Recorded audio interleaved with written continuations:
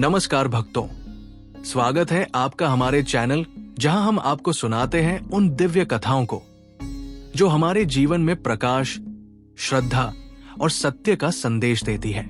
आज हम लेकर आए हैं कार्तिक मास की दशमी तिथि की वो अद्भुत कथा जिसे सुनने मात्र से पाप नष्ट होते हैं, सौभाग्य की वृद्धि होती है और घर में सुख शांति का वास होता है।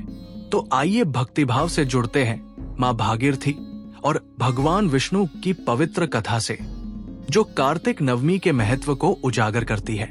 तो चलिए सुनते हैं। बहुत प्राचीन समय की बात है जब पृथ्वी पर सत्ययुग था। उस समय अयोध्या नगरी में राजा सगर राज्य करते थे जो धर्म, दया और नीति के प्रतीक थे। उनकी 2 रानियां थी, केशिनी और सुमति। राजा के 160,000 पुत्र सुमति से और एक पुत्र असमनुष्य केशिनी से उत्पन्न हुए। राजा ने देवताओं की कृपा पाने के लिए अश्वमेध यज्ञ करने का संकल्प लिया। एक दिन जब यज्ञ का घोड़ा छोड़ा गया, इंद्र देवता को भय हुआ कि ये राजा बहुत अधिक शक्तिशाली न बन जाए। उन्होंने उस यज्ञ अश्व को चुपके से ले जाकर कपिल मुनि के आश्रम में बांध दिया। राजा सगर के पुत्रों ने जब देखा कि घोड़ा नहीं है, वे भूमि आकाश को छानते हुए कपिल मुनि के आश्रम तक पहुंच गए। मुनि गहरी ध्यानावस्था में लीन थे, परंतु उन राजपुत्रों ने बिना जाने उन पर चोरी का आरोप लगा दिया।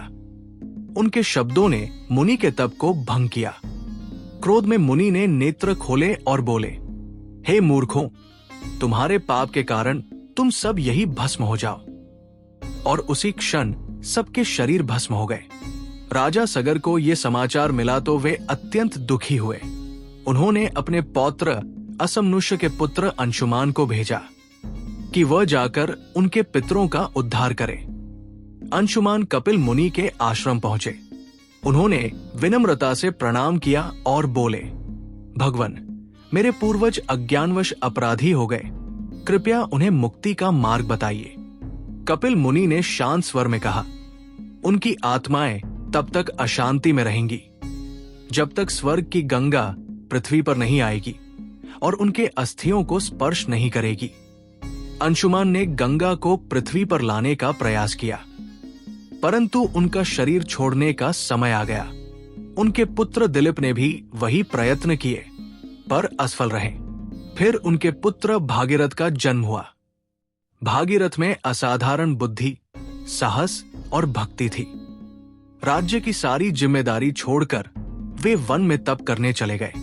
वे हिमालय की कठोर शिलाओं पर वर्षों तक नमः गंगाए नमः का जप करते रहे। उनकी तपस्या से प्रसन्न होकर मां गंगा प्रकट हुई। मां गंगा ने कहा, हे राजकुमार, मैं तुम्हारी भक्ति से प्रसन्न हूं, परंतु जब मैं पृथ्वी पर उतरूंगी तो अपने प्रवाह से संपूर्ण पृथ्वी बहा दूंगी। बताओ, कौन मेरी धाराओं को संभालेगा? भागीरथ ने उत्तर दिया, हे देवी, मैं भगवान शिव की आराधना करूंगा, केवल वही आपके वेग को सह सकते हैं। भागीरथ ने गंगा माता के कहे अनुसार मासों तक हिमालय की गुफाओं में खड़े होकर भगवान शिव की उपासना की। वे न तो दिन में खाते थे न रात में सोते, केवल भक्ति में लीन होकर नमः शिवाय का जप करते रहते। आखिरकार भगवान शिव प्रकट हुए। उन्होंने कहा, हे भागीरथ, मैं तुम्हारे तप से प्रसन्न हूं। मैं गंगा को अपनी जटाओं में रोकूंगा और धीरे धीरे पृथ्वी पर बहाऊंगा। और फिर वही हुआ। कार्तिक शुक्ल दशमी की प्रातः बेला में गंगा माता स्वर्ग से उतरने लगी। आकाश में दिव्य प्रकाश फैल गया। स्वर्ग की ओर से दूध सा सफेद जल बहता हुआ नीचे आने लगा।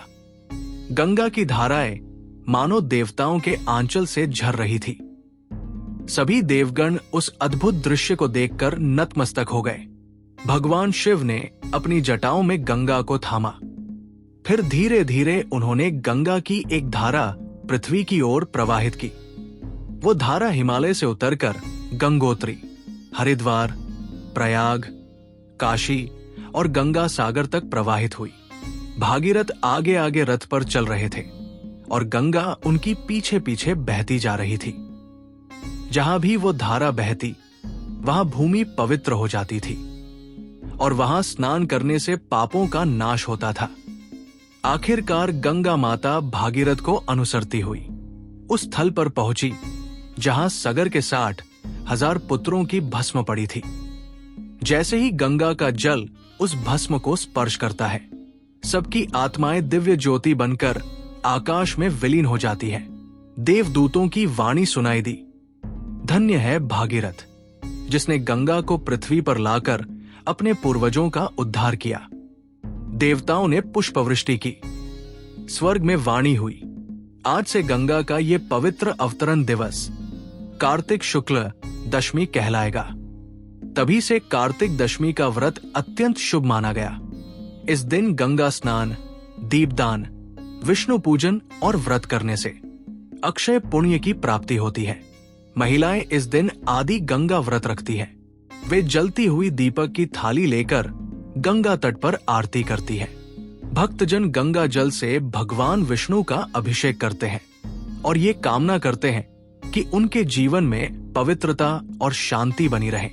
शास्त्रों में कहा गया है, जो मनुष्य कार्तिक दशमी के दिन गंगा स्नान करता है, वो पुनर्जन्म के बंधन से मुक्त होकर विष्णुलोक को प्राप्त करता है। भागीरथ की कथा केवल पूर्वजों के उद्धार की नहीं, बल्कि ये बताती है कि सच्ची श्रद्धा, सेवा और संकल्प से कोई भी कार्य असंभव नहीं रहता। माँ गंगा करुणा की सागर है। वो हर भक्त की पुकार सुनती है और उसके पापों को अपने में समाहित कर लेती है। इस दिन हमें ये प्रण लेना चाहिए कि हम अपने मन, वाणी और कर्म से शुद्ध रहें और गंगा जैसी निर्मलता अपने जीवन में लाएं।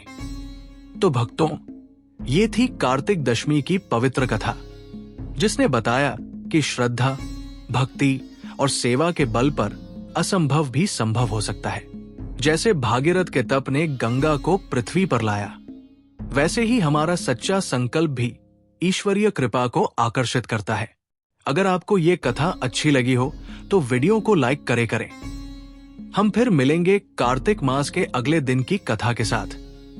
तब तक के लिए हर हर गंगे, जय श्री हरि।